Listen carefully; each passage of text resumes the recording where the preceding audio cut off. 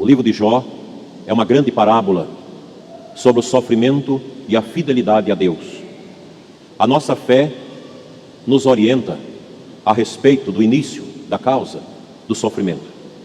O sofrimento humano deve-se à opção de Adão e Eva pela desobediência. O pecado entra no mundo pela desobediência. O pecado traz a morte e trouxe o sofrimento. A vida sobre a terra é difícil, é penosa. O próprio Eclesiastes diz que tudo é muito sofrido debaixo da terra.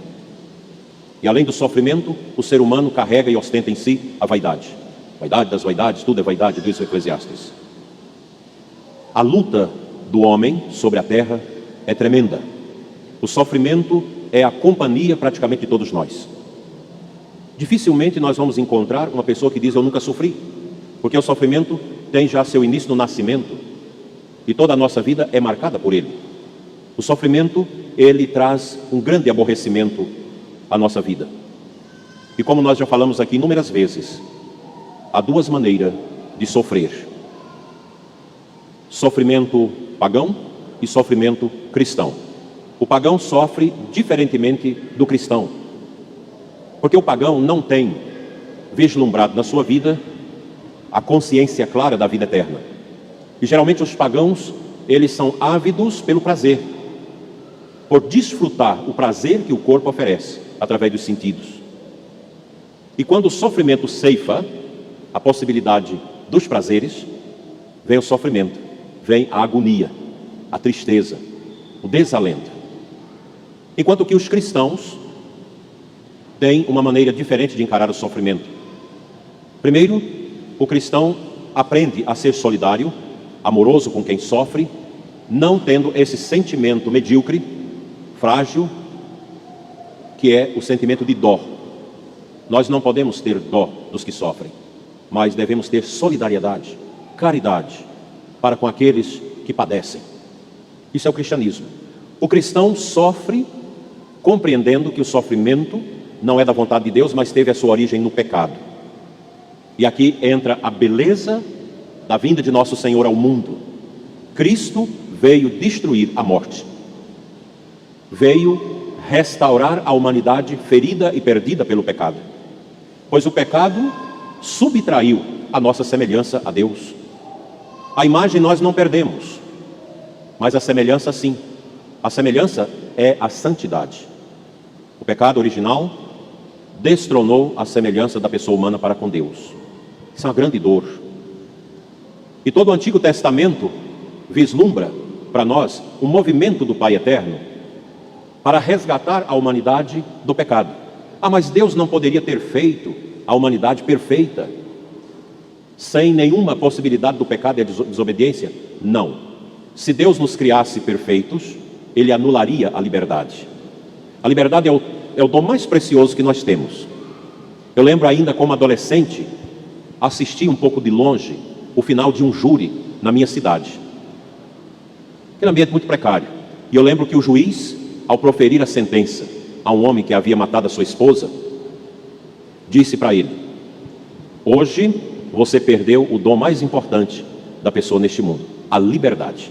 Você foi sentenciado a tantos anos de cadeia. Tantos anos, tantos meses, tantos dias. É interessante a contagem que a justiça faz da sentença.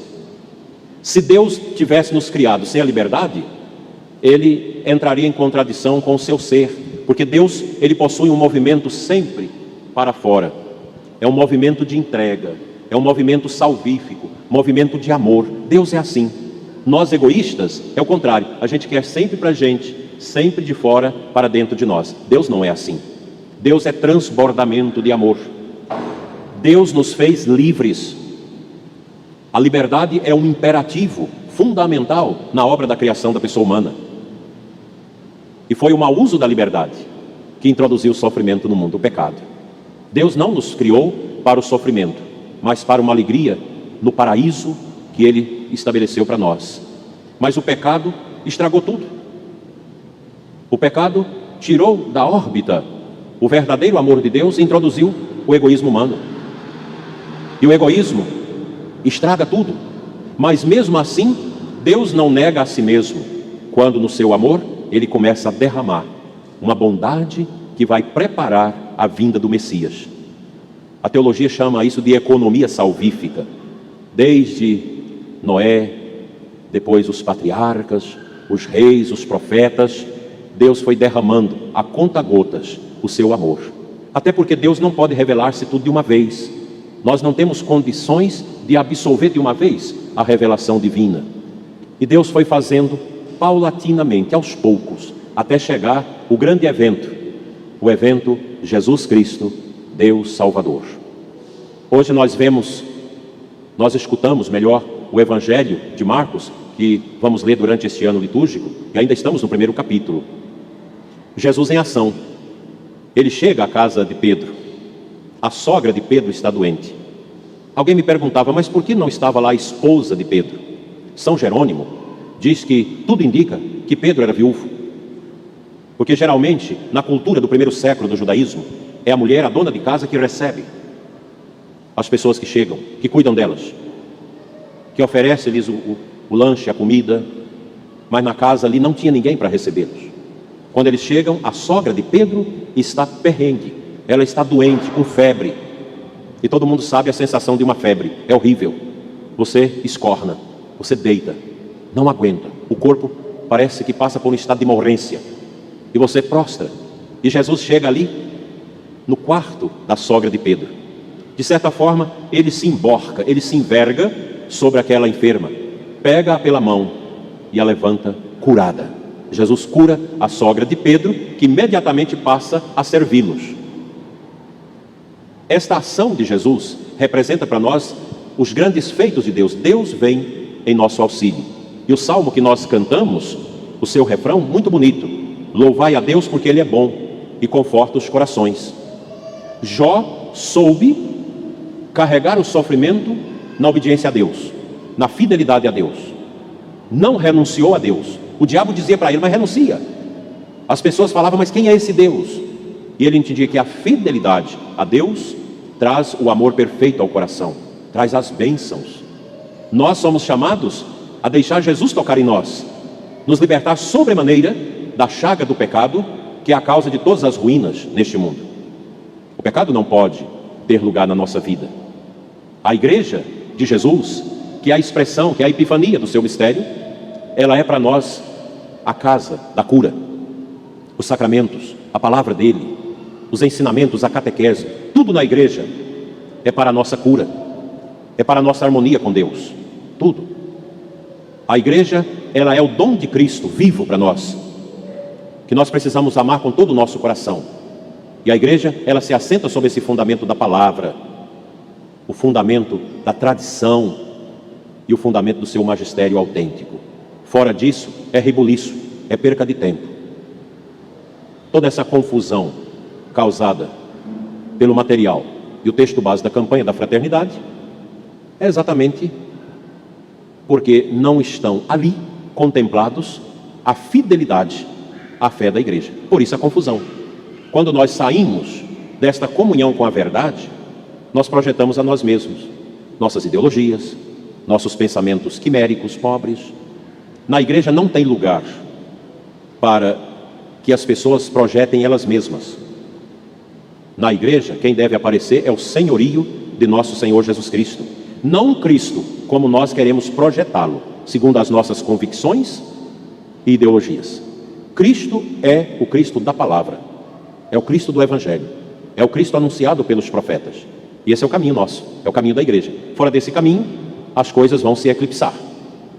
E por isso, não vão produzir harmonia, comunhão e santidade. A igreja, dizia o saudoso Papa São Paulo VI, na sua exortação pós-sinodal, primeiro sínodo, Evangelho Nunciante: a igreja existe para evangelizar. É o que São Paulo fala na segunda leitura de hoje. Ai de mim se eu não evangelizar. O que é evangelizar? Uma Teresa de Calcutá dizia, evangelizar é ter Jesus no coração e levá-lo aos outros. Mas é isso que a igreja vem fazendo ao longo dos séculos, tendo Jesus e o levando aos outros, através da prática do bem, da caridade, da justiça, de tantos serviços que a igreja realiza neste mundo. Não dá, meus irmãos, para evangelizar proclamando a nós mesmos, proclamando as nossas bobagens humanas como ideologia de gênero, como a desconstrução da família, a privação das pessoas da liberdade. Todo sistema autoritário, ditador, confronta com o Evangelho. Não tem como. Todo projeto de poder que quer subjugar a liberdade das pessoas, que quer subjugar a consciência das pessoas, confronta-se com o Evangelho. Não dá. Não tem como. Porque o Evangelho de Jesus é o Evangelho para a liberdade. Quem conhece Cristo conhece a verdade. E quem conhece a verdade conhece a liberdade. Porque a liberdade de Cristo é para nos fazer livres num caminho de responsabilidade. Ai de mim se eu não evangelizar. É o trabalho de todos nós. Hoje nós tivemos a dinâmica do dízimo. O dízimo é uma expressão profunda da evangelização. O dízimo é fundamental para que haja a evangelização. A nossa diocese agradece e rende graças a Deus, porque nós passamos por este ano de 2020 tão difícil. E os nossos dizimistas, os nossos ofertantes, não deixaram de cumprir com as suas responsabilidades. Pelo contrário, nós aumentamos os dizimistas. E a nossa igreja pôde sobreviver. Terminamos até de pagar dívidas. No início deste ano, me comunicava o padre João Manuel, nosso ecônomo, porque houve uma devolução mais consciente do dízimo. Que coisa bonita. A gente só tem a agradecer aos dizimistas, a pastoral do dízimo. O dízimo, gente, quando ele é devolvido na unção do amor, na obediência filial, da gratidão a Deus, ele promove o bem-estar na vida do dizimista, da sua família e da igreja. A evangelização, ela precisa vir desse gesto tão abençoado do dízimo. Se a igreja fosse uma empresa que recebesse dinheiro de outras fontes, somente disso para evangelizar, não funcionaria. O dízimo e as ofertas são expressões vivas dos corações que amam a Cristo e que amam a evangelização. O dízimo de vocês ajuda a manter as paróquias e também a formação do seminário. E a gente agradece, sobretudo o Movimento Serra, que tem ajudado muito os nossos seminários. E neste ano nós vamos implantar, retomando aquilo que Dom Vítor também fez no passado, que é a obra das vocações sacerdotais, que ficou morta no passado. Nós vamos retomar, em que as pessoas vão ter 3 dimensões na sua vida para ajudar a formação dos padres: oração pelas vocações, promoção das vocações e a manutenção dos nossos seminários. Nós precisamos de padres abençoados. E aqui eu me dirijo aos nossos seminaristas. A diocese, a igreja, não precisa de padres pelo meio do caminho. A igreja não precisa de padres com projetos pessoais, de padres que querem fazer a sua vontade e não a vontade de Deus. A igreja precisa de padres santos, padres configurados a nosso Senhor, padres pobres, padres castos, padres obedientes. E a todos vocês impõe-se a responsabilidade de rezar pelas vocações, de promover as vocações, de manter as vocações dos nossos seminários, de rezar também pela santificação do clero, porque os padres sem oração do povo não vinga, porque o peso da ação do demônio sobre a igreja, sobremaneira nestes tempos, em cima dos bispos, em cima dos sacerdotes, dos religiosos, dos seminaristas e das famílias, é uma coisa avassaladora. Os sacerdotes precisam rezar e zelar das famílias, e as famílias, em contrapartida, rezar pela santidade dos sacerdotes e a perseverança dos seminaristas. Que a Imaculada Conceição, que nos ajudou a atravessar esses tempos difíceis já percorridos, interceda por esse abreviamento da peste, e que os nossos seminaristas, maiores e propedeutas, possam perseverar com amor. Vocês são chamados a serem homens que vão agradar a Deus. Não seja um seminarista medíocre, mas um seminarista profundo de oração e de obediência, porque vocês representam o futuro da igreja. E esta confusão ideológica de tantas disseminações de divisão na igreja só podem ser contornadas com o poder da oração do povo de Deus e com a presença de padres santos na igreja, padres do sacrário, padres do confessionário e padres do Santo Rosário. Que a Virgem interceda por nós.